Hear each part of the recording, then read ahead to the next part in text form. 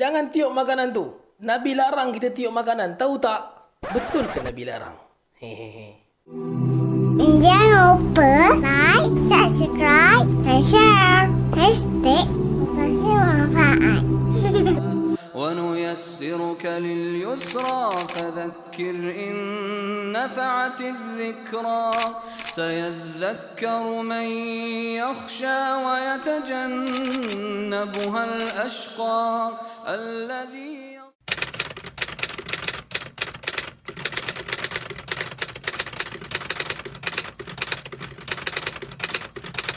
Sememangnya terdapat hadis bahawa Rasulullah sallallahu alaihi wasallam melarang daripada bernafas dalam bekas minuman. Sabda baginda Nabi sallallahu alaihi wasallam yang diriwayatkan oleh Abi Qatadah radhiyallahu an, "Idza shariba ahadukum fala yatanaffas fil ina, wa idza atal khala fala yamassa dhakarahu bi yaminih." Apabila kalian minum, janganlah bernafas di dalam gelas. Dan ketika buang hajat, janganlah kalian menyentuh kemaluan dengan tangan kanan. Dalam riwayat yang lain, anna Nabi sallallahu alaihi wasallam naha ay yatanaffasa fil ina au yunfakha fih.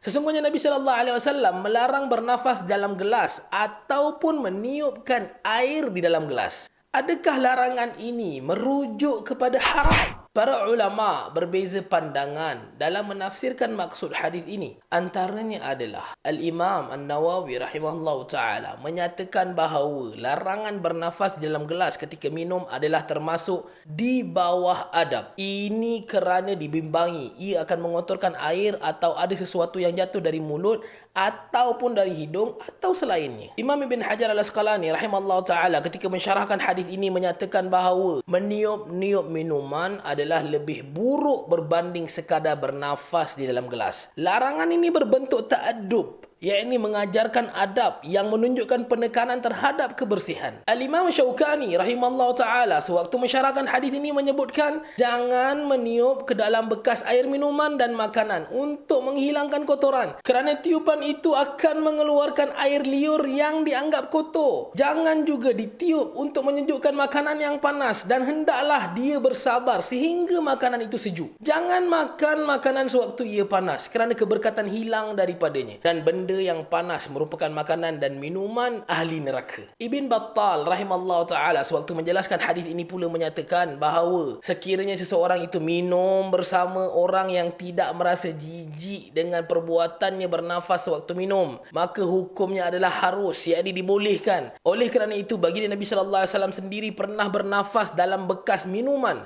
kerana baginda Nabi sallallahu alaihi wasallam tahu para sahabat baginda suka untuk minum air dari bekas minuman baginda Nabi sallallahu alaihi wasallam. Selain itu, terdapat juga perkataan daripada Anas bin Malik radhiyallahu an, "Kana Rasulullah sallallahu alaihi wasallam yatanaffasu fi syarabi thalathan wa yaqulu innahu arwa wa abra wa amra." Qala Anas, "Fa ana atanaffasu fi syarabi thalathan." Rasulullah sallallahu alaihi wasallam minum sebanyak 3 kali, tegukan dengan 3 kali nafas. Lalu baginda bersabda, cara ini lebih menghilangkan dahaga, lebih sihat dan lebih berkhasiat. Anas bin Malik radhiyallahu an berkata, maka aku pun minum dengan 3 kali teguk dan 3 kali nafas ketika minum. Melalui hadis ini, kita fahami bahawa ketika minum, Nabi sallallahu alaihi wasallam mengelakkan daripada bernafas dalam gelas kerana terdapat beberapa faedah daripadanya. Dari sudut hukum pula, larangan meniup dan bernafas dalam bekas makanan dan minuman ini membawa kepada hukum makruh, dan ia bukanlah haram sebagaimana yang disebutkan oleh Al-Imam Asy-Syarwani, Al-Imam Zakaria Al-Ansari dan Imam Ibnul Muflih Al-Hambali rahimahumullahu ta'ala. Imam Al-Mardawi Al-Hambali menukilkan pandangan Imam Al-Amidi yang tidak memakruhkan meniup makanan panas, dan inilah pandangan yang benar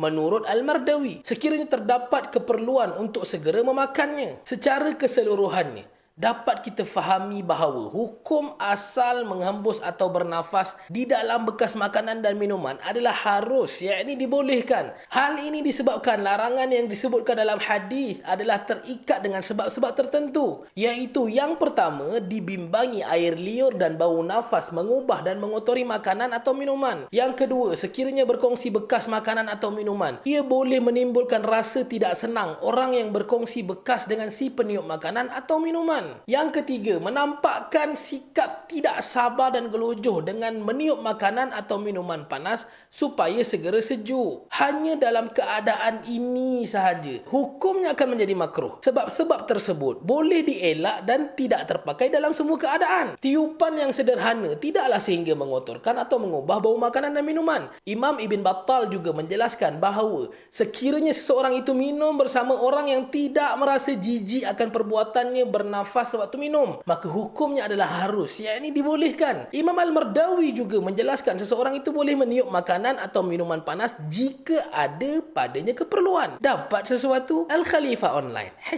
#berkongsi manfaat. أبوء لك بنعمتك علي وأبوء